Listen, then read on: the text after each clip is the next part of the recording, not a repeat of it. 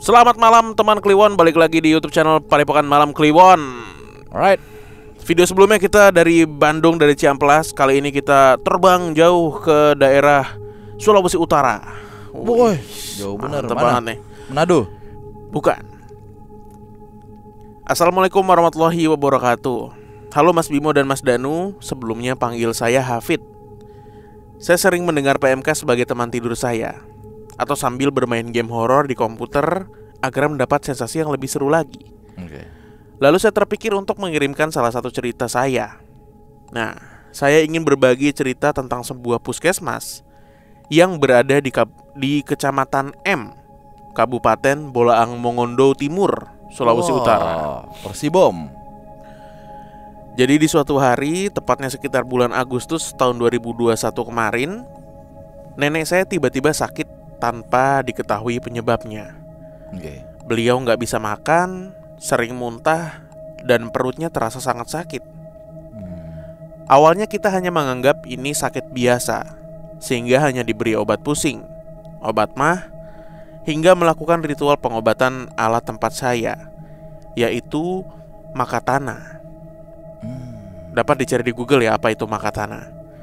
Namun beliau tetap saja tidak kunjung sembuh. Akhirnya kita sekeluarga memutuskan untuk membawa ke sebuah puskesmas dekat rumah kami, tempat tante saya bekerja. Jadi kita mendapatkan kamar khusus non-bangsal, yaitu kamar nifas. Oh. Kebetulan tidak ada ibu yang baru saja melahirkan, sehingga kamar itu nggak ada isinya. Nenek saya dirawat di situ dan setiap hari saya yang harus menjaga nenek, karena keluarga tuh kebanyakan sibuk bekerja dan hanya memiliki sedikit waktu untuk menjenguk. Jadi kita menggunakan sistem rolling untuk berjaga. Aku mendapat jatah menjaga sore hingga tengah malam, sehingga sebagian besar waktuku ada di puskesmas itu. Sebelumnya akan saya jelaskan sedikit tentang posisi kamar tersebut. Jadi di kamar itu terdapat 2 kasur pasien yang berada di posisi menempel di kiri dan kanan dinding. Dan di bagian samping kepala terdapat 2 meja. Pintu kamar itu berada tepat di bagian kaki kasur yang ada di sebelah kiri. Di samping pintu terdapat ruangan kecil tanpa pintu tempat menaruh berkas-berkas. Dan sampingnya ada toilet. Karena hanya digunakan sebagai ruangan berkas, ruangan itu nggak diberi lampu dan menjadi sudut gelap jika dilihat pada malam hari. Saya sering berada di posisi kasur yang kanan saat menjaga nenek, sedangkan nenek berada di kasur yang ada di samping pintu. Alasan ini yang membuat saya lebih sering melihat ke arah ruangan berkas itu secara nggak sengaja maupun sengaja. Suatu malam saat saya sedang menjaga nenek, saya lagi main HP dan kemudian nenek memberitahu saya untuk pergi beli makanan buat dia. Namanya orang sakit mungkin ingin makan sesuatu yang dia sukai agar cepat sembuh. Saya pun bertanya apakah perlu manggil suster untuk gantiin saya saat saya pergi. Namun nenek menjawab nggak perlu. Saya kemudian pergi meninggalkan nenek dan keluar menuju parkiran motor. Kebetulan saya parkir motor saya di samping ambulans tua yang udah terbengkalai di samping puskesmas itu. Sesaat saya ingin menaiki motor, tiba-tiba lampu sen dari ambulans itu menyala dan berkedip-kedip. Saya pun bingung. Kemudian tetap melihat ambulans tersebut.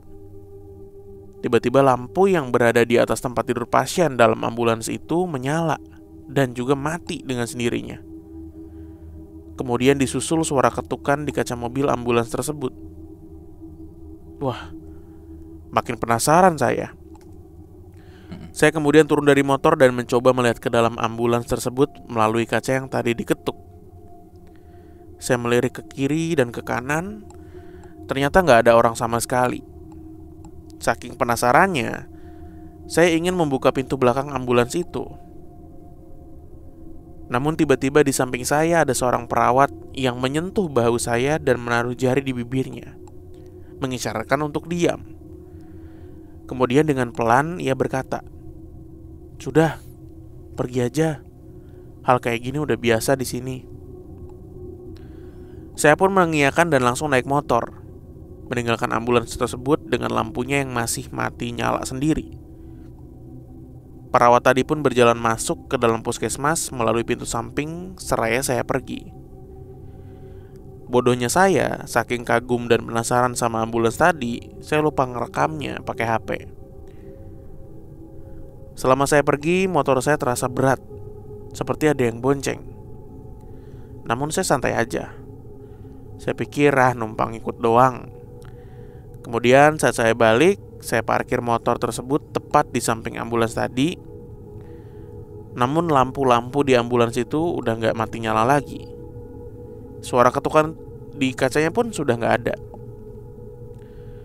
Saya kemudian masuk ke puskesmas dan segera menuju kamar nenek. Kemudian nyuapin nenek saya makanan yang tadi. Saya inisiatif untuk gak ngasih tahu kejadian itu sampai kita pulang ke rumah. Ya. Saat saya nyuapin nenek saya, lampu di puskesmas itu langsung mati secara tiba-tiba. Dan saya langsung menghentikan proses menyuapin nenek saya untuk memasang senter. Anehnya, puskesmas itu harusnya punya genset. Namun gak ada bunyi dari genset tersebut. Saya melihat keluar puskesmas dari balik pintu pun, lampu di sekitaran puskesmas gak mati. Wah, saya langsung punya firasat aneh, kemudian jadi siaga. Nenek saya terlihat ketakutan, namun saat saya tanya mengapa, dia gak mau jawab dan meminta untuk tidur aja karena udah kenyang. Saya pun kembali duduk di kasur pasien yang sebelah kanan tempat saya semula. Kemudian bersiaga dengan menyalakan senter. Kemudian mata saya gak lepas dari ruangan berkas yang makin gelap tadi. Senter selalu saya arahkan ke situ sembari mencoba melihat ada apa. Karena saya merasa seperti sedang diawasi. Tiba-tiba saya melihat seperti ada orang. Bentuknya hitam dan botak. Serta matanya satu besar berwarna merah tepat di mukanya. Saya pun tetap santai sembari waspada dan tetap melihatnya terus-menerus. Seperti sedang tatap-tatapan. Saya senyum dan ngomong dalam hati. Mau ngadu nyali nih? Ayo, aku ladenin. Ya. Sekitar 1 jam lampu nyala dan tante saya udah selesai shift kerjanya, sehingga saya bisa pulang dan istirahat. Makhluk hitam tadi pun udah gak ada. Nah, jam 3 malam saat saya sedang main game di komputer, tiba-tiba tante saya nelfon dan minta saya untuk bantu dia bawa nenek keluar dari puskesmas itu.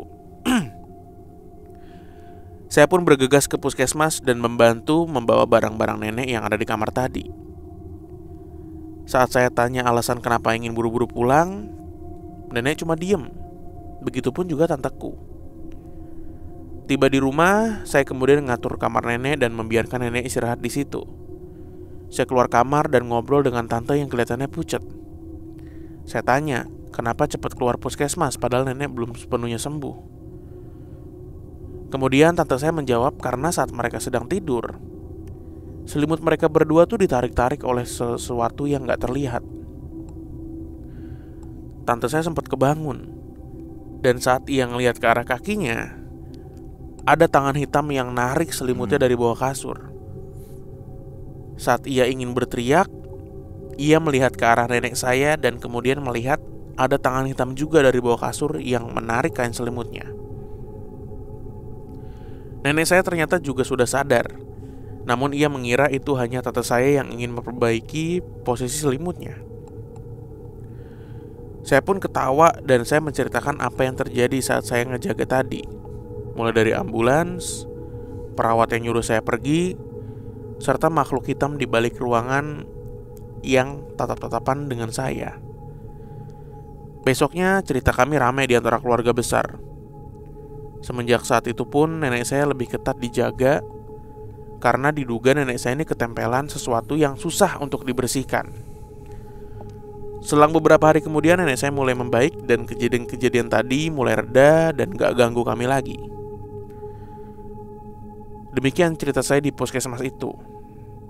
Ngomong-ngomong, sebenarnya saya dapat dibilang cukup peka, walau gak bisa ngelihat mereka. Dan karena cukup peka tersebut, saya menjadi nggak takut sekalipun sudah sering berurusan dengan mereka. Seperti ibu saya yang sering kerasukan, keluarga besar saya juga sering kerasukan. Dulu pun saya pernah menemukan bola mata yang diikat dengan kain merah tersimpan di rumah tua nenek saya. Kata nenek saya, itu milik ayah beliau alias kakek buyutnya. Karena katanya kakek buyut dan nenek buyut saya itu merupakan orang hebat pada masanya. Katanya sih kakek saya tuh masih keturunan keraton di Jawa yang diasingkan ke Sulawesi Utara sebelum bertemu nenek buyut saya yang berasal dari keluarga terpandang dan pintar di daerah saya. Mungkin karena sama-sama sakti sehingga mereka bisa menikah. Makasih ya Bro Bimo, Bro Danu telah membaca cerita saya. Maaf kalau panjang. Semoga PMK makin sukses serta makin rame di tahun 2002 ini. Amin, Allahumma amin. Maka pulu sama. Apa itu bro? Terima kasih. Oh terima kasih. Kalau ini bener nih. Itu bahasa mana bro? Nih. Tuh. Bahasa Minahasa. Minahasa. Ini Bolaang Mongondo. Salah ya. Bolaang Mongondo tuh gimana ya? Sulawesi Utara kan? Enggak, maksudnya bahasanya apakah sama dengan Minahasa atau Manado gitu? Kalau Manado, makasih. Emang iya? Iya. Kalau makasih gitu. Kalau ini tuh. Makasih. Oh, kayak ngenyek ya. Ya nggak tahu juga nih, beda lagi. Beda kali nadanya. Gorontalo beda lagi. Banggai beda lagi. Bahasa Buol, Sulteng beda lagi. Bahasa Mamuju tuh terima kasih. Terima kasih. Bahasa Mandar beda lagi. Wakatobi. Karena si tadi apa namanya? Tradisinya gue lupa. Itu tadi lo googling bukan ya? Googling. Nah ini dia Makatana itu ritual tuh pengobatan tradisional di Minahasa ternyata. Itu ngapain dia? Nggak tahu prosesinya. Ya gue nggak buka artikelnya sih, karena banyak banget.